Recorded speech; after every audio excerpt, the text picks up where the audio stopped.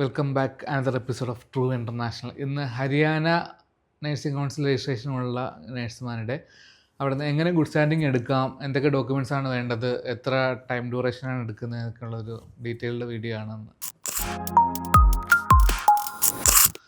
അപ്പോൾ നമുക്ക് സ്റ്റാർട്ട് ചെയ്യാം. Okay. So Haryana good standing or verification എടുക്കാൻ വേണ്ടിയിട്ട് നമുക്ക് ഏറ്റവും ആദ്യം വേണ്ട എന്താണെന്ന് വെച്ച് കഴിഞ്ഞാൽ നിങ്ങളുടെ 10th ഒരു കോപ്പി വേണം. അതുപോലെ തന്നെ +2 12th ഒരു കോപ്പി. ദെൻ നിങ്ങൾ ഏത് ക്വാളിഫിക്കേഷനാണോ നിങ്ങൾക്ക് ഗ്രാജുവേഷൻ നിങ്ങൾ അറ്റൻഡ് ചെയ്തേക്കുന്നത്, ഏത് സബ്ജക്റ്റിലാണ് അതിൻ്റെ കോൺവക്കേഷൻ സർട്ടിഫിക്കറ്റ് വേണം ഡയറക്റ്റ്ലി ഫ്രം ദി യൂണിവേഴ്സിറ്റി. പിന്നെ എല്ലാ വർഷത്തെയും മാർക്ക് ഷീറ്റ് വേണം, കോഴ്സ് കംപ്ലീഷൻ സർട്ടിഫിക്കറ്റ്, ട്രാൻസ്ക്രിപ്റ്റ്. പിന്നെ നമുക്ക് വേണ്ടത് ഒരു ലൈവ് ഫോട്ടോഗ്രാഫ് വേണം. ഓക്കെ. പിന്നെ നിങ്ങളുടെ പാസ്പോർട്ടിൻ്റെ ഒരു കോപ്പി വേണം, ആധാർ കോപ്പി വേണം, പിന്നെ email ID, mobile number, address. ഇത്രയാണ് നമുക്ക് വേണ്ടതായിട്ടുള്ള ഡോക്യുമെൻറ്റ്സ്. അപ്പോൾ ഈ ഡോക്യുമെൻറ്റ്സ് എല്ലാം ക്ലിയർ ആയിട്ടുള്ള സ്കാൻഡ് കോപ്പീസ് ആയിട്ടായിരിക്കണം സബ്മിറ്റ് ചെയ്യേണ്ടത്.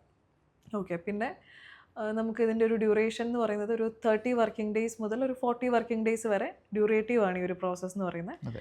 Before applying Haryana nursing council registration valid ആണോ എന്ന് ചെക്ക് ചെയ്തിട്ട് വേണം ആപ്ലിക്കേഷനിലേക്ക് മുന്നോട്ട് പോകാൻ. ഇല്ലാന്നുണ്ടെങ്കിൽ അത് റിന്യൂ ചെയ്തിട്ട് വേണം ആപ്ലിക്കേഷൻ കൊടുക്കാനായിട്ട്.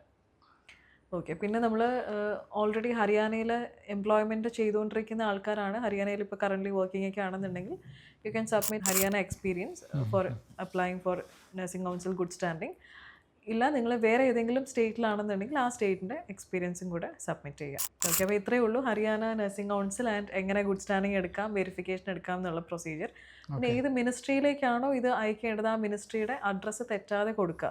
ഇപ്പം നോർമലി കുവൈറ്റിനൊക്കെ ആകുമ്പോൾ കുവൈറ്റിന് മാത്രമാണെന്ന് തോന്നുന്നു, കാരണം കുറച്ചൊരു ഹോസ്പിറ്റലിൻ്റെയൊക്കെ ഡീറ്റെയിൽസ് വരും. നമ്മുടെ എംപ്ലോയർ ഏത് ഹോസ്പിറ്റലിലാണോ അവരുള്ളത് ആ ഹോസ്പിറ്റലിൻ്റെ അഡ്രസ്സിലേക്കായിരിക്കണം അയക്കേണ്ടത്. അങ്ങനെ കുറച്ച് റൂൾസ് കുവൈറ്റിൽ മാത്രം വരുന്നുണ്ട്.